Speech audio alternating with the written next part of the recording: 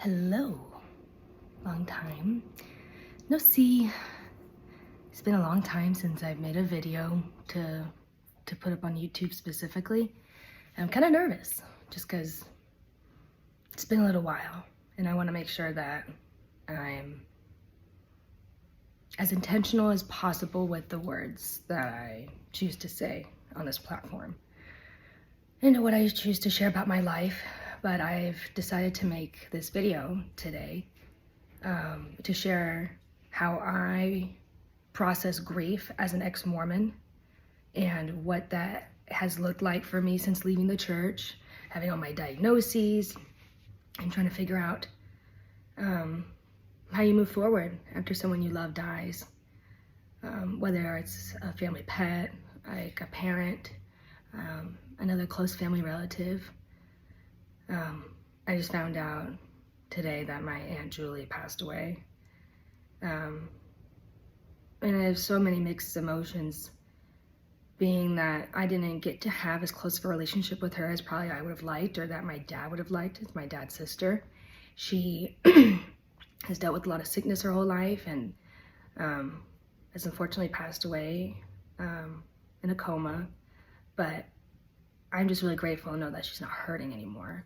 And I think that that's the main theme that I've come to be grateful for through like loved ones passing, is that knowing they're not suffering.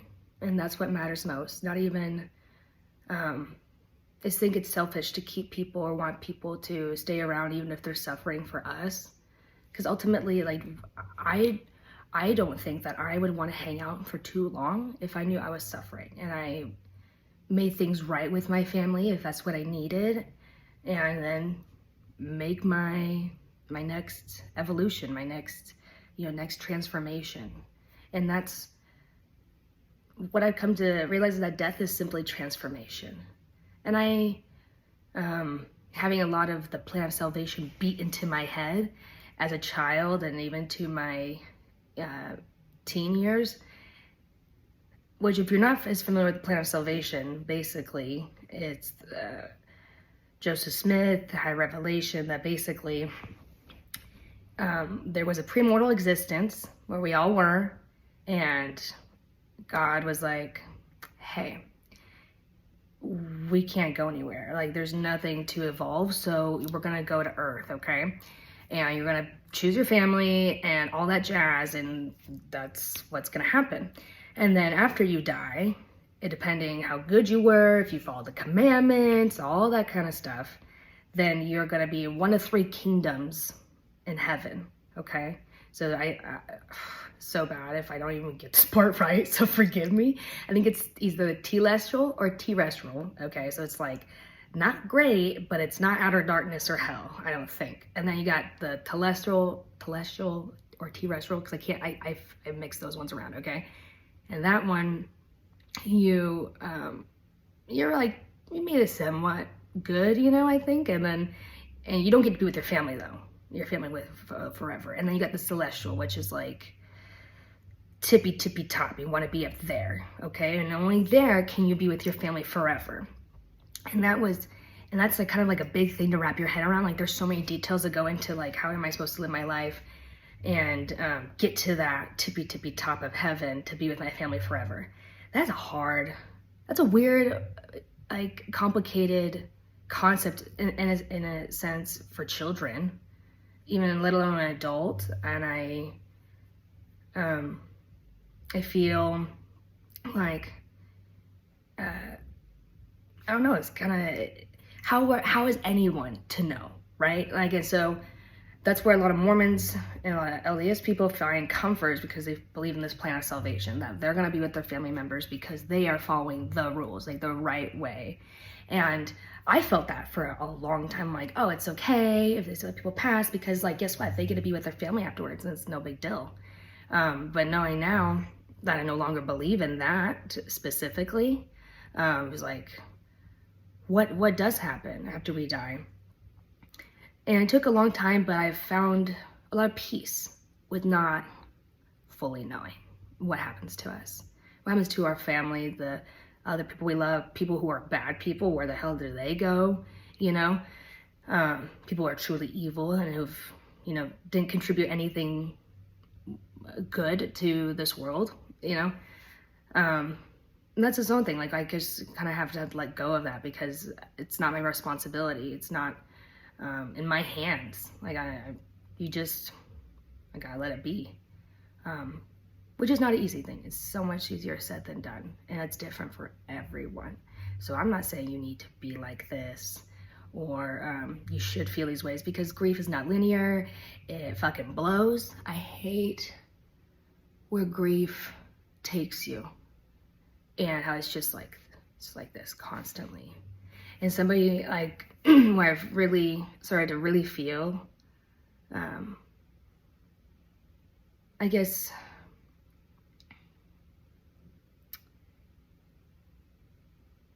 lost or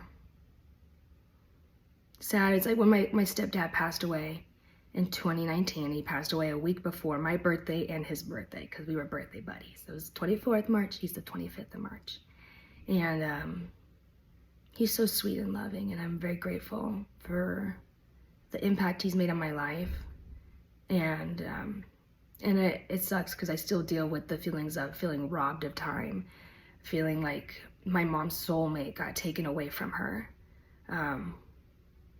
My mom is so sweet and kind, and she deserves that love and companion. The fact that it's not him anymore is something that I'm still trying to figure out, like, to let go of that. And I'll probably be figuring out for a long time until my mom hopefully meets another person who completes her in a way that makes her happy, But my stepdad passed away of brain cancer, and that was really, really hard to watch. And I did my best with what I could. I feel like at that time, and helping when I could help my mom and my siblings. I know the emotional toll it takes in just being a caretaker, period, and or just watching the process of someone you love slipping away. That's hard on anybody. And my heart feels for you. Anybody who's in that position right now or who's been in that position, it's not easy, and it's hard to kind of find yourself again sometimes too. And I'm sorry if this is everywhere. I'm trying to get it together. I stopped crying earlier because since my Aunt Julie passed, I feel a tremendous weight, so to speak, or just I feel heavy. My heart feels heavy for my grandparents more and my dad, because they had that better relationship, and it's hard knowing that like their child passed before them. My grandparents are 92 and 93.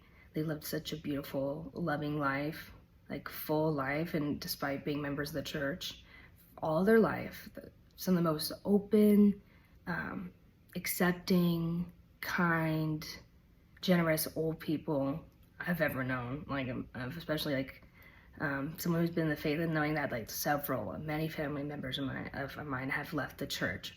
A lot of us have come out of the closet, gay, queer, bisexual. A lot of us have come out, and even to have a trans family member, which I'm excited to have, just another queer family member. And my grandma even uses the pronouns that she wants, and so I'm like, they're just such kind people. And so I want to be there for them as much as I can. And I know they have a lot of comfort in knowing, and with their belief it is the plan of salvation, knowing that they'll be with her again one day. And I have found in my realization, like Mormonism, they do not have a monopoly on eternity, because that's going to be always there. Like, there's time and space and time and all that stuff. Trying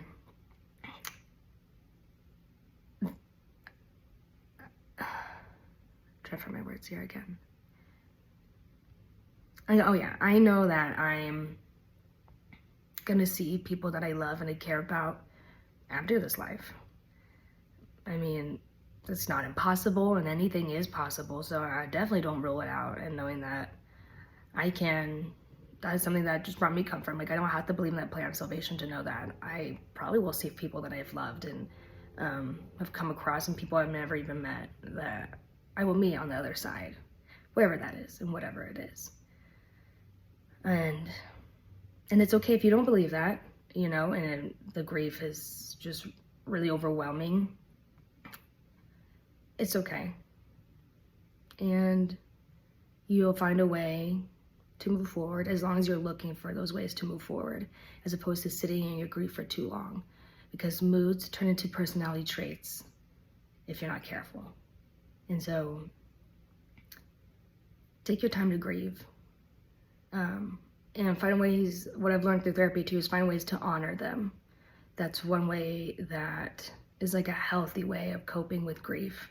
Like, for example, I guess with my stepdad, something he always did was he always tipped 20% on everything. Didn't matter if someone did like a really shitty job on something, like someone did like a butched, like a carpeting job at my parents' house. And my mom was so mad, and he was like, doesn't matter, you tip them 20%. She was so mad, but she did it. And, you know, and that was just kind of like the person that he was. Like, he shined that spotlight so other, like he you know, he put a spotlight on for others to shine and step into.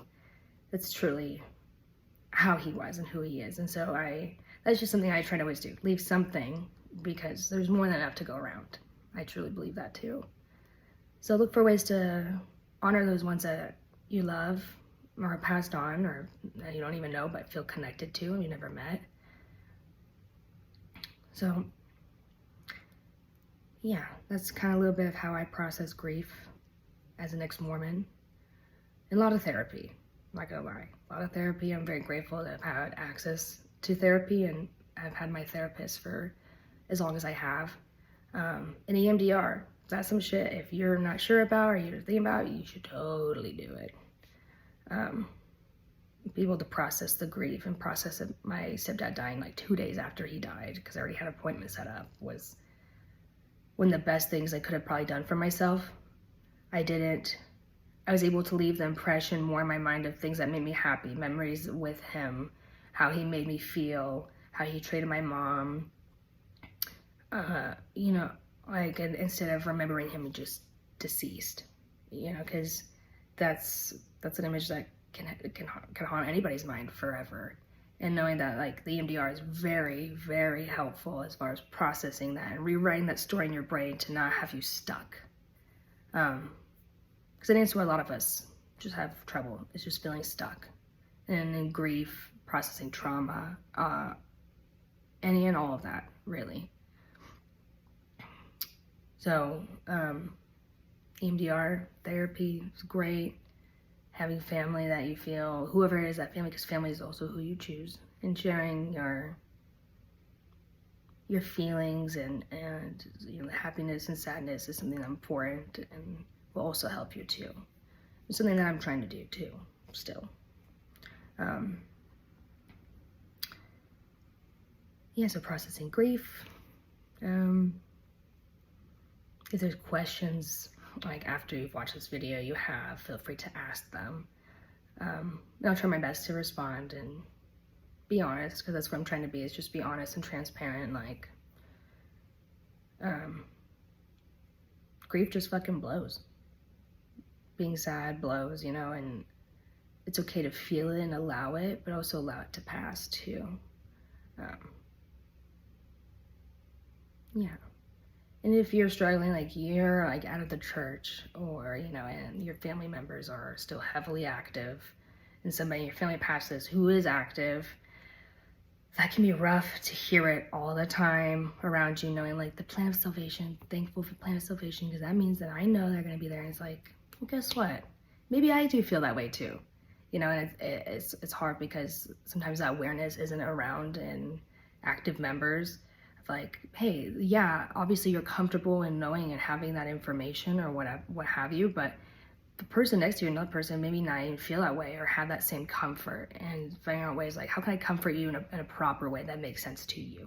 Just like loving someone, like, you know, you can love someone so hardcore, but maybe you're not loving them the way they need to be loved or are wanting to be loved. And I think that's just something we all can work on. So yeah, if you're hearing all that stuff, family members, don't trip. It's hard, but there's places that people know exactly how you feel, like especially like Ex-Mormon subreddit, At My Place. And people really know how you're feeling, no doubt. If you're like, I don't know where to talk about this, that's a good place too. But this is all supposed to be a safe place. That's what I want my channel to be. And I also want to say that if it wasn't for my incredible partner and man, Justin, that I wouldn't been able to get through a lot of things that I have with my grief. He's been my rock star, and I love him so much. And so it's a big shout out to him, because after being together almost 7 years, he's still so loving and supportive. And it's nice to have a partner that's like that. And I hope all of you get to have a partner like that too. The last thing I wanted to say was that something I heard from one of my favorite influencers I follow. He said that someone else told him that grief is love that has nowhere to go. And that's a hard hitting reality, because that's perfectly how I feel. So I'm trying to find different ways to pour that love into other things, whether it's myself or a project or friends. So as a reminder to also do the same, okay? Just know you're loved. And reminder to keep taking care of yourself. So that's what I'm trying to do. And you can do it too. Love you guys.